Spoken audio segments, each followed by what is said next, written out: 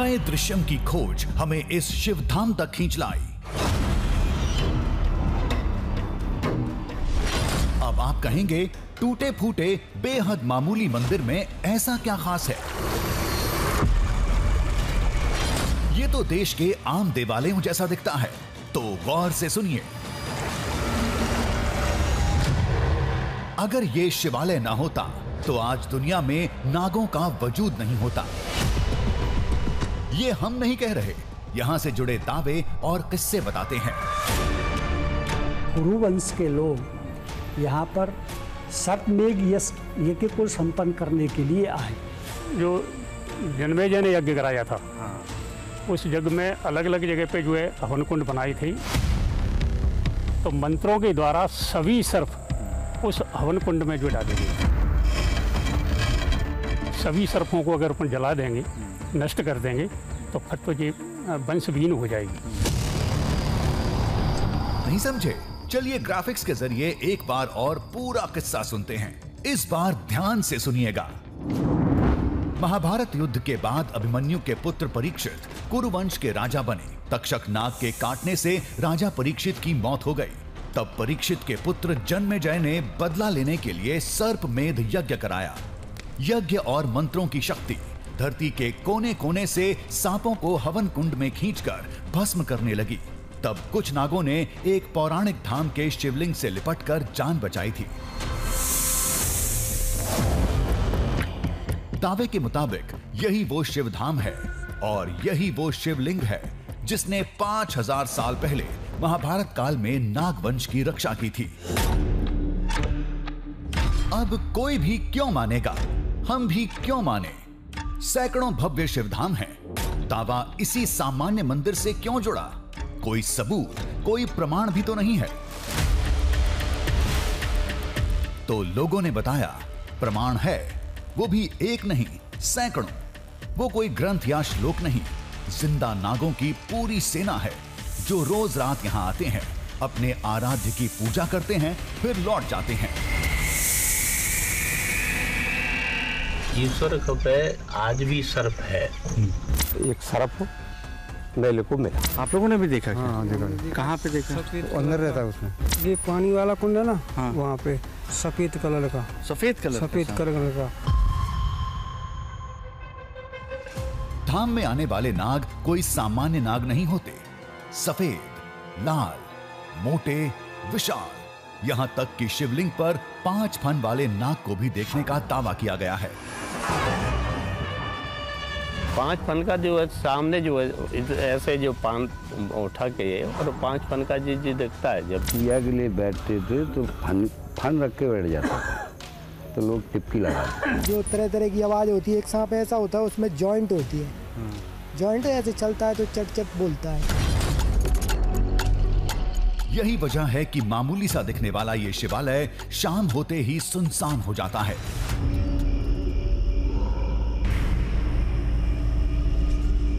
रात में न कोई रुकता है, न ही किसी को रुकने दिया जाता है। रात्रि में वहाँ कोई रुकता नहीं, आज भी रुक नहीं पाता है वहाँ कोई। नाइट में इस मंदिर में रुकना खतरे से खाली नहीं होता। रुकता ही नहीं है कोई, आज तक कोई भी नहीं रुकता वहाँ रात में। कोई नहीं रुकता। क्यों? कि ये शुद्धों की जगह है, शुद्धों की जगह है, इसलिए कोई भी नहीं रुकता। क्यों नहीं रुकता? इतनी हिम्मत नहीं है किसी को यहाँ रुक जाए।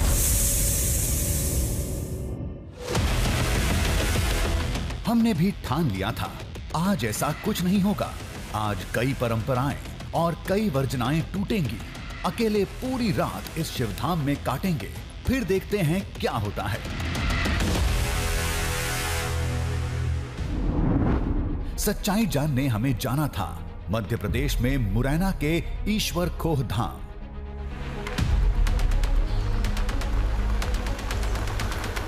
लेकिन हमने पड़ताल वहां से शुरू की जहां से उस धाम की कहानी शुरू हुई थी, यानी मुरैना का 64 योगिनी मंदिर।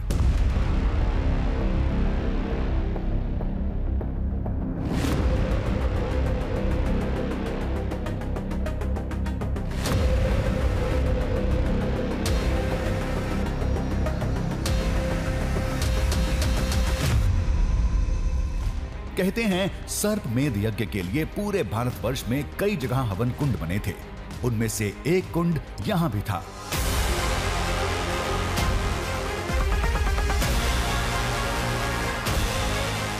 आज भले ही ये पर्यटन केंद्र बन चुका है, लेकिन एक वक्त था जब तंत्र मंत्र साधना के लिए 64 योगिनी मंदिर पूरी दुनिया में मशहूर था।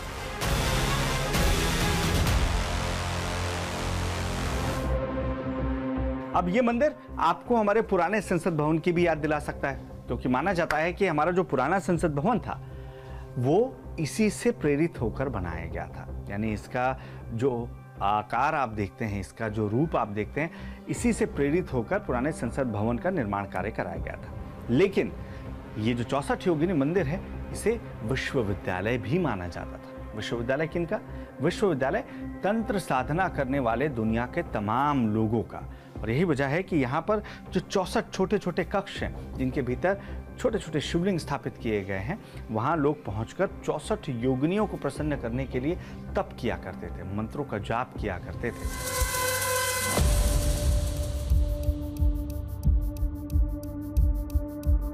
64 योगिनी मंदिर का मौजूदा ढांचा 1323 ईस्वी का माना जाता है। दावे के मुताबिक यही वो जगह है जहां वो हवन कुंड बनाया गया था, जिसकी लपलपाती लपटों ने हजारों लाखों नागों को खाक किया था।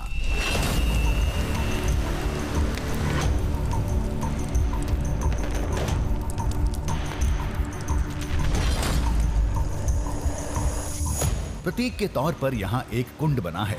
साथ ही प्राचीन लिपि में कुछ लिखा भी है, जिसे आज तक कोई डिकोड नहीं कर पाया।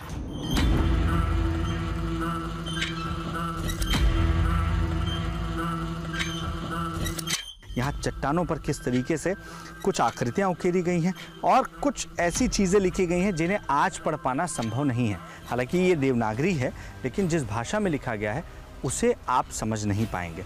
और सिर्फ यही नहीं, यहाँ कुछ ऐसे आकृतियाँ बनी हैं जो आपको सोचने पर मजबूर कर देती हैं कि इनका असल मायने क्या है। 4 दिशाएं अगर होती हैं तो चारों दिशाओं से आप खड़े होकर पढ़ेंगे तो यहाँ पर अलग अलग चीज़ें लिखी हुई हैं। हो सकता है कि ये उस दिशा में आपको क्या मिलेगा इसकी सूचना दे रहा हो। कई जगह सांप की आकृतियां भी दिख जाएंगी।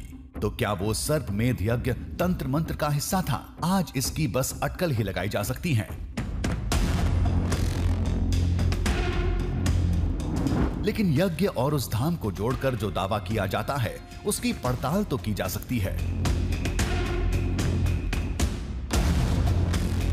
मंजिल तो वही शिवालय था, दावे के मुताबिक जहां नागों ने शिवलिंग से लिपटकर जान बचाई थी। कहते हैं वो नाग आज भी रात के वक्त अपने रक्षक शिवलिंग की पूजा करने आते हैं। 5 बजे के 5:30 बजे के करीबन गया, सुबह नहीं शाम को। अच्छा। तो उसमें एक सर्प मेरे को मिला, पिंडी पे लिपड़ी। मैं दरवाजे पे पहुंचा, गेट खटखटाया तो सर्प निकल के ना आई और बाहर निकल गया। फिर एक छोटे 4 और ऊपर से गिरे, उसमें से ऐसे छोटे ऐसे नौरा वगैरह होती है ना, इतने बड़े 4, तो बेबी चले गए।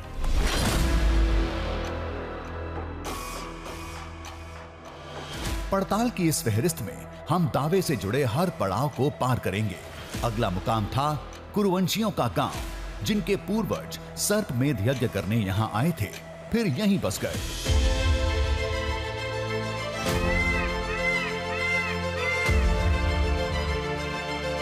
कुरुवंश के लोग यहाँ पर सर्पमेध यज्ञ को संपन्न करने के लिए आए और आके इनने यहाँ अपना कार्यक्रम किया और यहीं वो निवास करके रहने लगे। यहाँ जो अपन बैठे हैं इसके चारों तरफ ये और पास में 8 गांव तो अभी प्रेजेंट में हैं।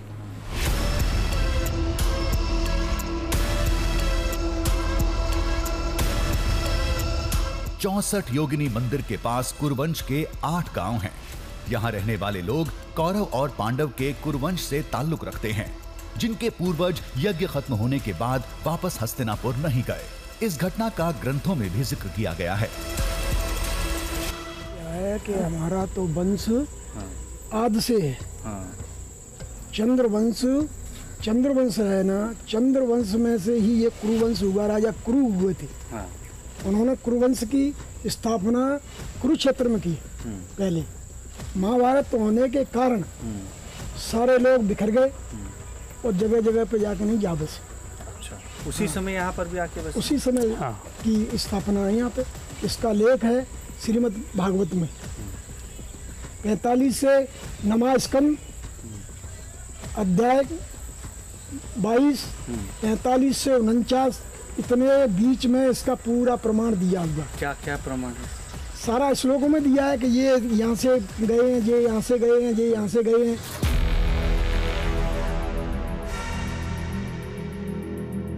कुछ के पूर्वज महाभारत युद्ध के बाद आए थे, तो कुछ के पुरखे राजा जन्मेजय के आदेश से पहुंचे थे। सर्पमेध यज्ञ हुए 5000 साल से ज्यादा बीत चुके हैं, लेकिन पीढ़ी दर पीढ़ी उस खौफनाक यज्ञ की कहानियां आज भी सुनाई जाती हैं। जो जन्मेजय ने यज्ञ कराया था, उस यज्ञ में अलग अलग जगह पे जो है हवन कुंड बनाई थी। एक जगह पे तो सभी सर्प आती नहीं, तो मंत्रों के द्वारा सभी सर्प उस हवन कुंड में जो डाली गई थी। सूर्य भगवान के आदेश से वो यज्ञ तो रुक गया था, लेकिन नागों की मौत का बोझ आज भी इनके कंधे पर लदा है। पश्चाताप में कुरुवंश गांव के ग्रामीण भी उस शिवालय में पूजा करने जाते हैं, जहां शिवलिंग से लिपटे नागों को कई बार देखा गया है।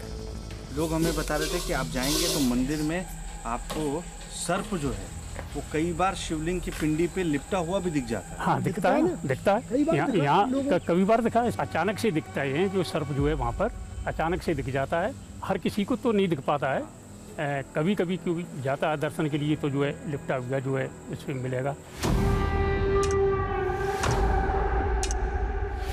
लेकिन पड़ताल में डूबा हमारा दिमाग कुछ और ही सोच रहा था।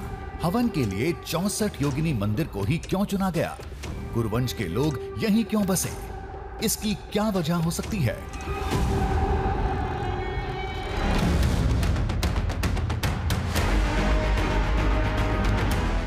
इस सवाल का जवाब है मुरैना का ये गांव कुंतलपुर, मतलब पांडवों की मां कुंती का मायका, जहां के मंदिरों में कुंती एक देवी की तरह पूजी जाती हैं।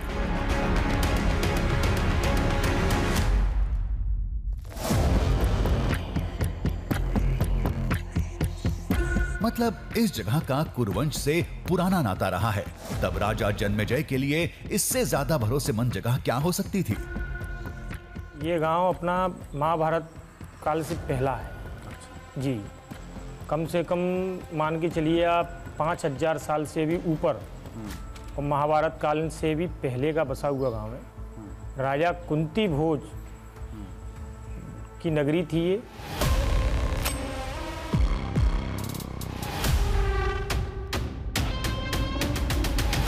चौसठ योगिनी मंदिर, कुरुवंश के गांव और कुंतलपुर की कहानी सच साबित हुई।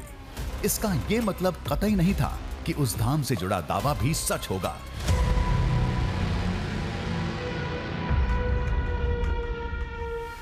हालांकि कुंती के गांव में भी ऐसे कई लोग मिले जो मानते हैं कि सर्प लोग से वहां नाग सेना आज भी आती है। ईश्वर पे आज भी सर्प है। आप अब ये तो नहीं कह सकते कि जिसकी आस्था लेके आए तो आज भी दर्शन होते। बहुत लंबा है, बहुत लंबा सर्प है। देखा है? हाँ बिल्कुल। हम उसमें मेले के टाइम में वो आकर के बैठ भी जाता है तो किसी से बोलता भी नहीं। धाम से जुड़े दावों ने दिमाग उलझा रखा था। तभी एक ऐसी बात सामने आई जिसने हमें बुरी तरह चौंका दिया।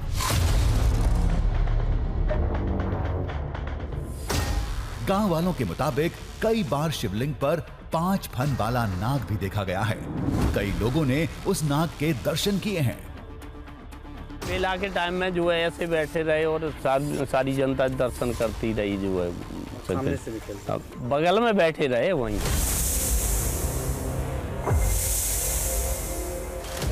5 फन का जो है सामने जो है ऐसे जो पान उठा के और 5 फन का जो दिखता है। जब जो सकड़ जाता है तब तो तुम्हें नहीं दिखेगा, जब फन को खोलेगा तब दिखेगा। और कितना बड़ा है ये? लंबा तो बहुत है, करीबन 10 फुट 15 का लंबा जो सर्प है। हाँ, बहुत लंबा सर्प। अब ये तो हो ही नहीं सकता। यज्ञ की बात मान ली, कुरुवंश और कुंती के गांव के वजूद को भी स्वीकार कर लिया, यहाँ तक कि नागों के आने का दावा भी हजम हो सकता है। लेकिन 5 फन वाला नाग, ये तो पूरी तरह असंभव है। जिसका वजूद ही नहीं है उसे कैसे मान लें? हमारी बात सुन लोग बिगड़ गए। ये कौन कहता है कि 5 फन के सर्प होता नहीं है? ये प्रमाणित शास्त्र को उठाइए, 5 फन का होता है। भगवान कृष्ण का अवतार हुआ उस समय जो है शेष नाग जो है 5 फन के लेकर के जो है 5 फन का है, क्यों नहीं? प्रमाण है शास्त्र के द्वारा। शास्त्र को गलत थोड़ी कह सकते। किसी शास्त्र को, अपने को शास्त्र ही तो प्रमाण करता है, वेद ही तो प्रमाण करता है कि शंकर भगवान है। अब इसको कौन कहने लगे कि शंकर भगवान कहाँ है?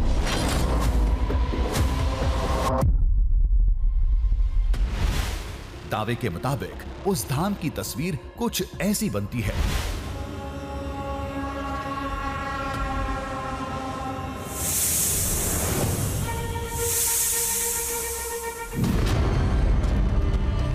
इस कल्पना ने ही रोंगटे खड़े कर दिए थे। अब उस धाम को देखने की लालसा बढ़ती जा रही थी।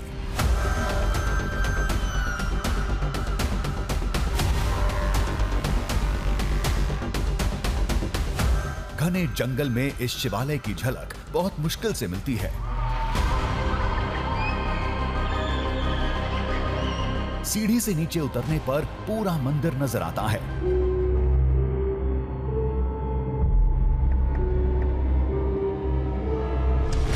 बेहद सामान्य, टूटा फूटा, बीच में सिद्ध बाबा की मूर्ति, जिन्होंने इस जगह की खोज की थी। एक छोटा गर्भगृह के अंदर बेहद तंग जगह पर स्वयंभू शिवलिंग।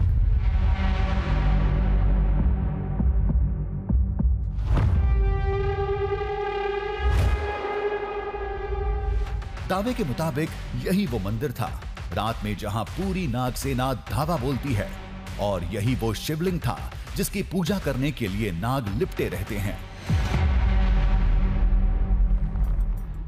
आप लोगों ने भी देखा क्या? हाँ, देखा। कहाँ पे देखा? अंदर रहता है उसमें। हाँ हाँ। कहाँ पे? उस मुड़ी के पास में। वो उधर? हाँ, पिंडी के पास में। हाँ हाँ, वो पे देखा है। भाई आपको कब दिखा? ये पानी वाला कुंड है ना, हाँ। वहाँ पे सफेद कलर का। सफेद कलर का मंदिर के अंदर नुकसान कुछ नहीं होगा, लेकिन खुद नहीं रुक पाओगे। इतनी हिम्मत नहीं है किसी में यहाँ रुक जाए।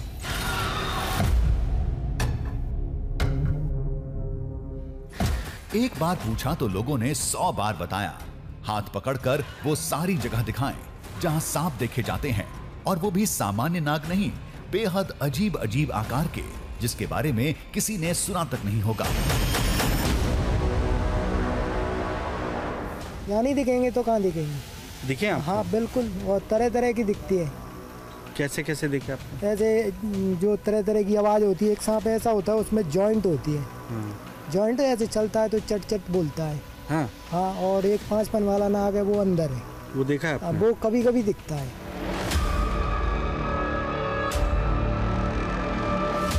हम सब मानने के लिए तैयार थे, लेकिन 5 फन वाले नाग की बात तो हजम ही नहीं हो रही थी। ऐसे सांप केवल पौराणिक कथाओं में मिलते हैं, हकीकत में ऐसा कुछ नहीं होता।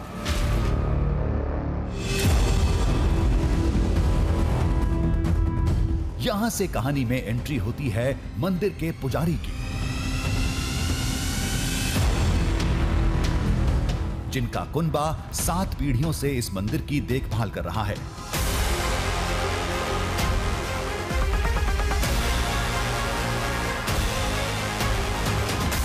बाबा ने बताया 5 फन वाला नाग पहले आता था जब उनके परदादा इस धाम के महंत थे।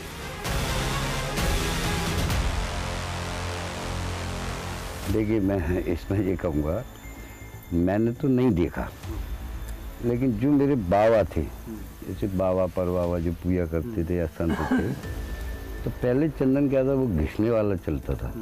आजकल तो रेडीमेड आता है, तो बताते हैं लोग जब पूजा के लिए बैठते थे तो फन रख के बैठ जाता था, तो लोग टिपकी लगाते, जो बुजुर्गों से सुनते हुए चले आ रहे हैं।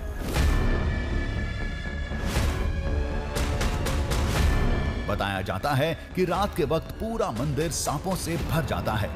यहाँ वहाँ दीवारों पर, कुंड में, बाहर रखे शिवलिंग पर कोना कोना भर जाता है।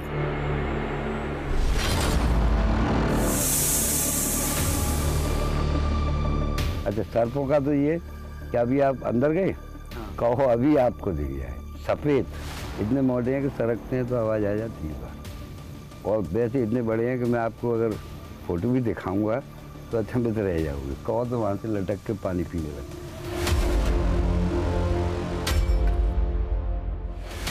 जिस जगह पर यह शिवालय है वहां सांपों का आना कोई बड़ी बात नहीं है। चारों तरफ जंगल, मंदिर के पास पानी और रोशनी की कमी, अंधेरा और गीलापन सांपों की पहली पसंद होती है, तो जंगल के सांप यहां आ जाते होंगे।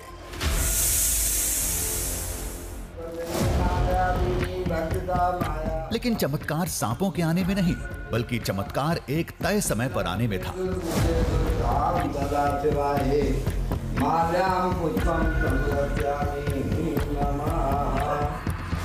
चमत्कार शिवलिंग पर लिपटने में था। वही शिवलिंग जो इस मंदिर से भी पुराना है, स्वयंभू है, जिसने एक समय सैकड़ों नागों की रक्षा की थी।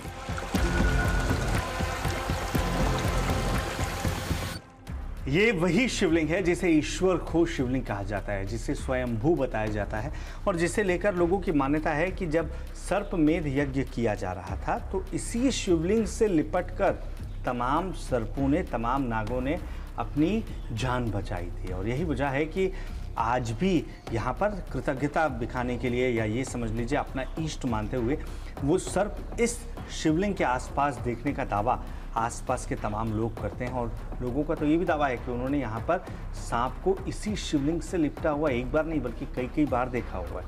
कैसे मुमकिन है? यही सवाल हमारे दिमाग में भी कौंध रहा है।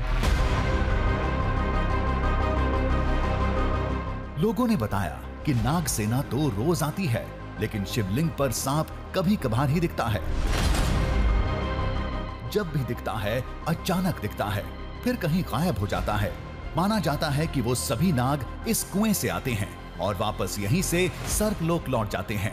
ये कुआं मंदिर के ठीक पीछे वाले हिस्से में है, जो हजारों साल पुराना माना जाता है। लोगों का मानना यह है कि जब सर्पमेध यज्ञ हुआ, उसमें जो सांप यहाँ शिव से लिपटकर बच गए थे, जिसके बाद उन्होंने शिव को अपना आराध्य माना, सर्पलोक जाने के लिए जिस द्वार का उन्होंने इस्तेमाल किया, दरअसल ये वही द्वार है जो समय के साथ पानी से भर गया, ताकि आम इंसान इसका इस्तेमाल ना कर सके, इसके जरिए सर्पलोक ना पहुंच सके। रात होने वाली थी, दावे और किस्से बहुत हुए। अब उन्हें परखने की बारी थी। मामला बिल्कुल सीधा था। आज रात मंदिर में रुकेंगे, फिर दूध का दूध, पानी का पानी हो जाएगा। लेकिन जैसे ही पुजारी और मंदिर से जुड़े लोगों को हमारी मंशा का पता चला, वैसे ही सारा खेल बिगड़ गया। रात में रुकने की साफ मनाही थी। खतरा और मान्यता की वजह से कोई भी रात के वक्त नहीं रुकता। रात्रि में वहाँ कोई रुकता नहीं, आज भी रुक नहीं पाता है वहाँ कोई। लेकिन सर्पों का तो आज भी आप अगर यहाँ बैठ के रुकोगे, कब, जैसे मैं भी रहता हूँ, कौ पिंडी से लिपट जाए, कौ गेट से लिपट जाए, कौ कुंडों में आ जाए। इसीलिए नाइट में इस मंदिर में रुकना खतरे से खाली नहीं होता। सबसे बिना रोकता कोई नहीं है कि आप मत रुको, लेकिन आप 2-1 दिन रहोगे, खुद आवाज़ होगा शाम के बाद में कि यहाँ से चलो। मंदिर बहुत पुराना है, इससे लोगों की गहरी आस्था जुड़ी है। अपनी पड़ताल के लिए खिलवाड़ नहीं कर सकते। खैर, इस समस्या का हल था, हम पूरे मंदिर में गोप्रो कैमरे लगा देंगे।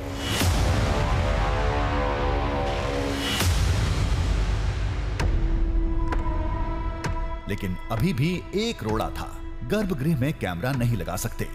किसी को यह मंजूर नहीं था। लोगों ने कहा, अगर आपकी किस्मत होगी तो सुबह वो खुद दर्शन देंगे। ज्यादातर अंदर ही रहते हैं, और पिंडी पे भी? हाँ, पिंडी पे भी। आपने देखा है? मैंने खुद देखे हैं, पिंडी पे देखा है।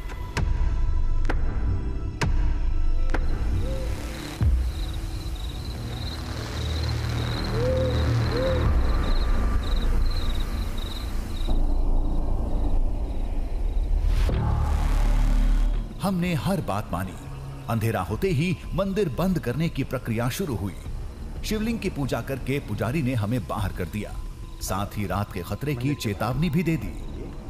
ठीक है, इसके बाद में अब आप गेट नहीं खोल पाओगे। सुबह 5 बजे के समझे इसके गेट खोलते हैं। तो आप अभी ताला लगा कर जाएंगे? नहीं, यहाँ कभी भी मंदिर में ताले नहीं। तो फिर कैसे बंद करेंगे? नहीं, ओनली इसको बांध के ऐसे ही, कोई भी वैसे कोई आता ही नहीं। कोई नहीं आता है? कोई नहीं आता, ऊपर से नीचे नहीं घुसेगा।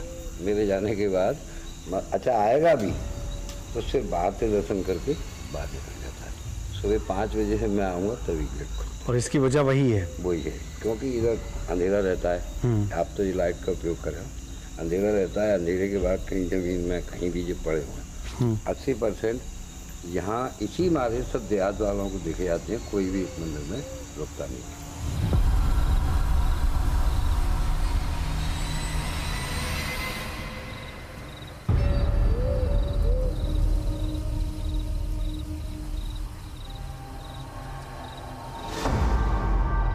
पुजारी मुख्य द्वार को रस्सी से बांधकर चले गए। कुछ देर में हम भी चले जाएंगे, लेकिन उससे पहले कैमरे लगाने होंगे। देखिए, शाम 7:30-8 बजे का वक्त हो रहा है और अब मंदिर के कपाट बंद हो चुके हैं। ये कपाट सुबह 5 बजे के आसपास खोले जाएंगे। और इस बीच मंदिर में क्या वो हलचल होती है जिसका दावा लोग कर रहे थे, यही जानने के लिए हम हर एक दिशा में, चाहे नीचे हो चाहे ऊपर हो, अलग अलग दिशा में हम कैमरास लगा रहे हैं। कैमरा इसलिए ताकि यहाँ होने वाली हर हलचल एक तरीके से हमारी नज़र में रहे।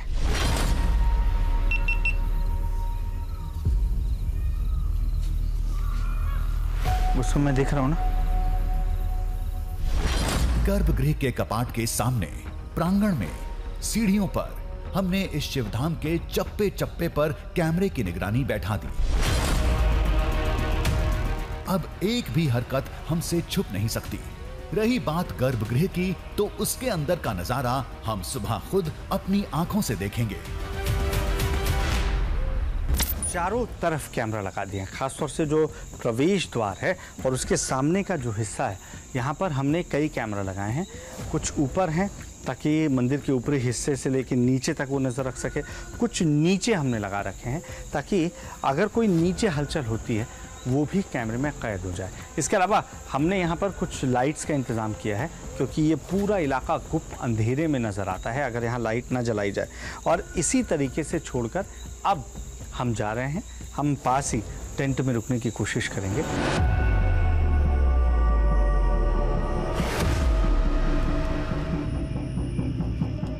हम चाहते तो बिना बताए रात में रुक सकते थे, खुद निगरानी भी कर सकते थे, लेकिन ये लोगों की आस्था और भरोसा तोड़ने जैसा होता।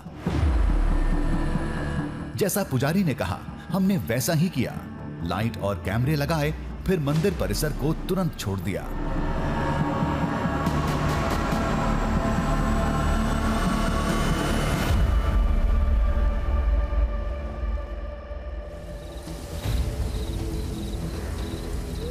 रात अपनी रफ्तार से गुजरती जा रही थी। दूर एक टेंट में सुबह होने का इंतजार था।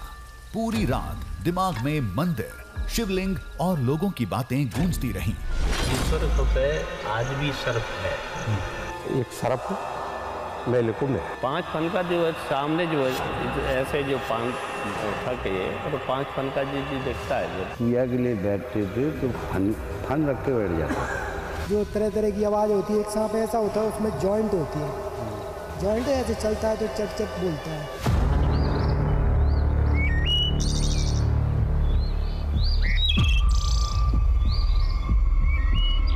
सुबह होते ही हम मंदिर पहुंचे।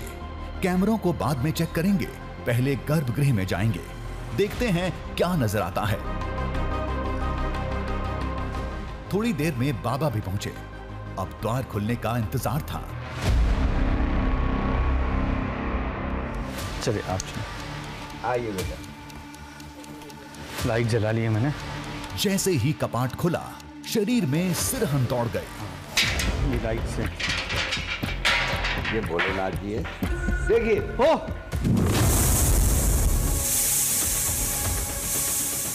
यहाँ पास राजेश, आगे जाओ आगे। वो देखो वो देखो सर्प वहां पर लिपटा हुआ है। ओ बेटा देखिए, ओ ये देखिए पिंडी के ऊपर, ये तो नाग है।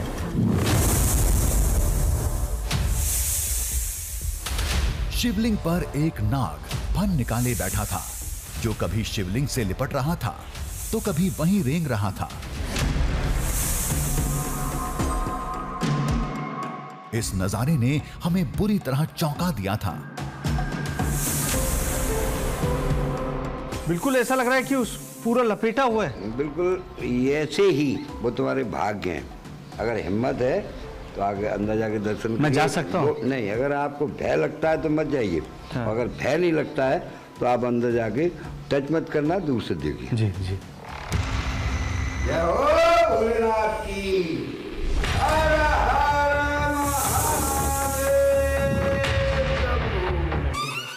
नाग बेखौफ शिवलिंग पर रेंग रहा था।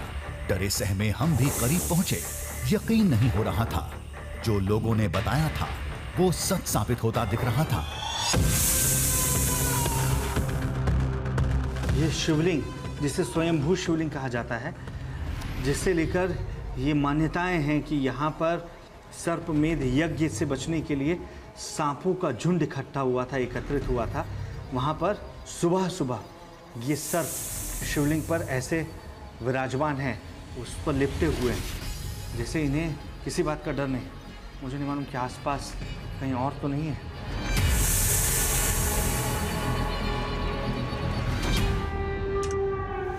शायद कोबरा नाग था। हम खौफजदा थे, लेकिन ये बेखौफ शिवलिंग के आसपास अपने निशान छोड़ रहा था।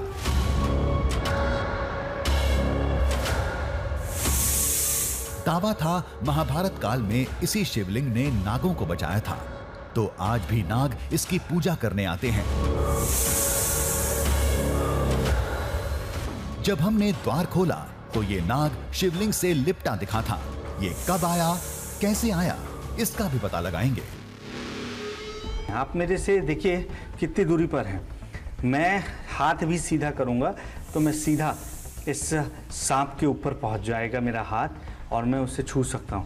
ये पलटकर मुझे यहाँ पर काट भी सकता है। लेकिन जैसा सुना हमने कि यहाँ पर सर्प तो नज़र आते हैं, बावजूद इसके ये सर्प अगर शिवलिंग पर विराजमान भी हैं तो ये कुछ नुकसान नहीं पहुंचाते हैं। मंदिर के पुजारी के लिए यह सामान्य बात थी। वो अपने रोजमर्रा के काम में जुटे थे, लेकिन हम आंखें फाड़े इस दृश्य को बस देखे जा रहे थे। मैं कुछ ही दूरी पर हूँ और ये देखिए आप सरकते हुए मेरे पास आ रहे हैं, है ना। और ये यहाँ से यहाँ पानी पी रहे हैं। एक बार यहाँ दिखाना राजेश, नीचे नीचे ये पानी पी रहे हैं, देखिएगा यहाँ पे पानी पी रहे हैं और ये पानी पीते हुए नजर आ रहे हैं। यहाँ लाइट मना। ये दृश्य अविश्वसनीय था। अब जो भी था नजरों के सामने था। हम अभी हालात को समझने की कोशिश कर ही रहे थे, तभी वो नाग हमारी तरफ मुड़ा।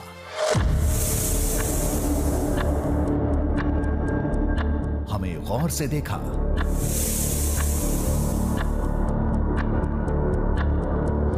फिर शिवलिंग के सामने फन को झुकाया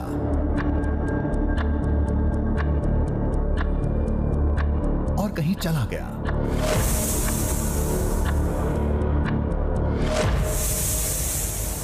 इधर आना राजेश, इस साइड आना, देखते हैं। मेहरा इधर आना राजेश, यहाँ क्या है? हमने उसे खोजने की कोशिश की, लेकिन अंधेरे की वजह से कुछ नजर नहीं आया। अचानक उसका गायब होना समझ से परे था।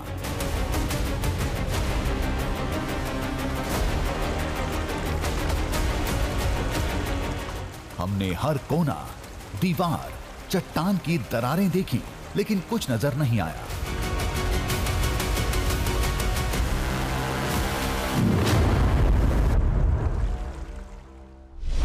लेकिन गर्भगृह के अद्भुत नजारे का एक एक पल कैमरे में कैद हो चुका था। कुछ लोगों का मानना था ये नाग सर्पलोक से आया था, तो कुछ लोगों के मुताबिक ये महादेव के अंश होते हैं। इस मंदिर की सर्फा के रूप में ही भगवान शिव जी दर्शन देते हैं। पिंडी जरूर है, लेकिन यहाँ 80% भक्तों को सफेद, काले, पीले, इस टाइप के हर भक्त को अगर ओवर पास एरिया में पूछोगे तो इस मंदिर के प्रांगण में कहीं ना कहीं दर्शन दे जाता है।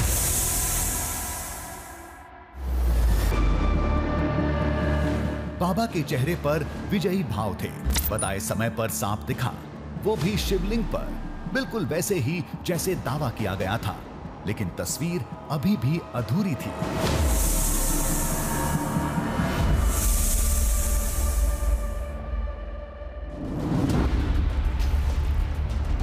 अब GoPro कैमरों की रिकॉर्डिंग देखने की बारी थी। देखते हैं रात में मंदिर परिसर में क्या हुआ। कुल 3 कैमरे लगे थे। 2 कैमरों के फुटेज को एक साथ जोड़ा और उन्हें देखना शुरू किया। एक स्टैटिक फ्रेम नजर आ रहा है क्योंकि कोई हलचल इसमें कैद नहीं हुई है। हमारे जाने तक मंदिर में सब कुछ सामान्य रहा, लेकिन कुछ देर बाद हलचल दिखने लगी।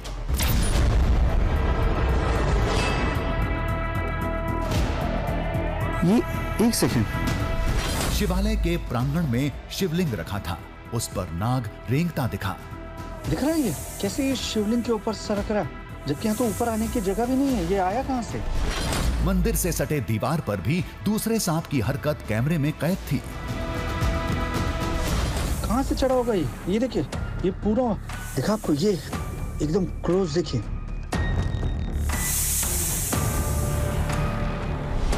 इन दोनों तस्वीरों ने हमें हिला कर रख दिया था। फिर हमने तीसरा GoPro कैमरा उठाया। तीसरा कैमरा दिखाइएगा, जो बाकी कैमरास तो देख लीजिए। ये कैमरा हमने गर्भगृह के मुख्य द्वार के सामने लगाया था। उसमें मैं देख रहा हूँ ना।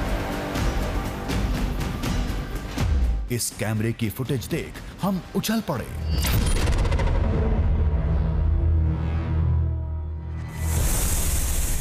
गर्भगृह के कपाट के आसपास सांपों की सबसे ज्यादा हलचल दिखी।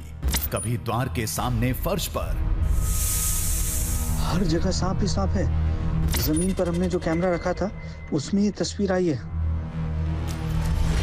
कभी द्वार से लटकते हुए। मुख्य कपाट के सामने न जाने कितनी बार नाग आए और चले गए। कोई भी शॉक्ड रह जाए, कोई भी हैरान रह जाए इसको देखकर। गांव वालों ने जो कहा था वो सही है। ये सब क्या हो रहा था कुछ समझ में नहीं आ रहा था। इनमें से कोई भी अंदर नहीं जा रहा था। सब चौखट को छूते और आगे बढ़ जाते।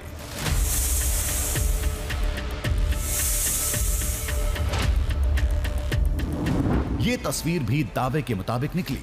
रात 12 बजे से सांपों का मंदिर में आना शुरू हुआ और कुछ ही देर में कोना कोना नागों से भर गया। हर जगह सांप ही सांप है, वाकई है। कोई भी शॉक्ड रह जाए, कोई भी हैरान रह जाए इसको देखकर।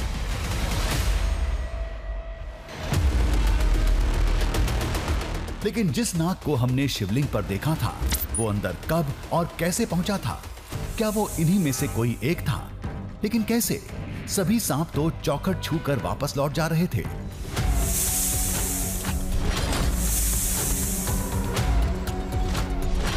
लेकिन एक मिनट, एक नाग था जो रेंगते हुए आया और चुपचाप गर्भगृह में चला गया। शायद ये वही शिवलिंग वाला सांप था।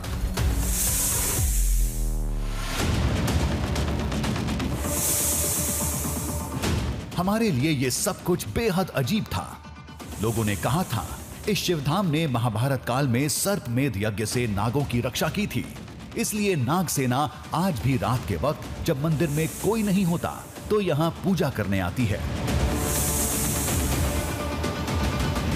दावे के मुताबिक हमें मंदिर परिसर से लेकर शिवलिंग तक हर जगह सांप दिखे। अब सवाल ये खड़ा होता है कि क्या इनके आने की वही वजह थी जो हमें बताई गई थी? भौगोलिक स्थिति वहाँ की जो जिस तरह का वहाँ का जंगलात का वातावरण है, जो मिट्टी है, पानी है, वो शायद मदद कर रही है सांपों की इन प्रजातियों को फलने फूलने में। ठीक है। और सांप देखिए प्रेडेटरी है, ये शाकाहारी तो है नहीं, इसको भी कीड़े मकोड़े, मेंढक, छिपकली, कई बार छोटे सांप को भी खाता है ये। तो ये भी हो सकता है कि वहाँ पर इसका जो प्रे बेस है, जो इसका शिकार है, वो बहुतायत में मिलता हो। क्योंकि अक्सर देखा गया कि मंदिर के आसपास जो लोग हैं वहाँ किसी भी प्राणी को नुकसान नहीं पहुँचाते। तो हो सकता है वो प्रे बेस वहाँ पे फल फूल रहा हो। और सांपों के लिए तो ये एक बढ़िया बात है कि चलो भाई एक जगह है, वहाँ पे हमको आराम से खाना मिल जाएगा। तर्क तो वैसे सही है। पानी की एक धारा तो शिवलिंग के एकदम पास ही बहती है। रात में शिकार वाली बात भी अपनी जगह सही हो सकती है, जो नागों के एक तय समय पर आने और जाने की वजह होगी। भी शॉक्ड रह जाए, कोई भी हैरान रह जाए इसको देखकर। गांव वालों ने जो कहा था वो सही है। लेकिन कुछ और ऐसी बातें हैं जिनकी अनदेखी नहीं की जा सकती। 64 योगिनी मंदिर से महाभारत काल में सर्पमेध यज्ञ होने की कहानी जुड़ी है। वहीं पास में कुरुवंश के 8 गांव और पांडवों का ननिहाल है। और इन सब के बीच में ये धाम जहां नागों के आने का दावा किया जाता है। अगर ये सब महज इत्तेफाक है तो ये इत्तेफाक ही असली दृश्यम है। हर जगह साफ ही साफ है।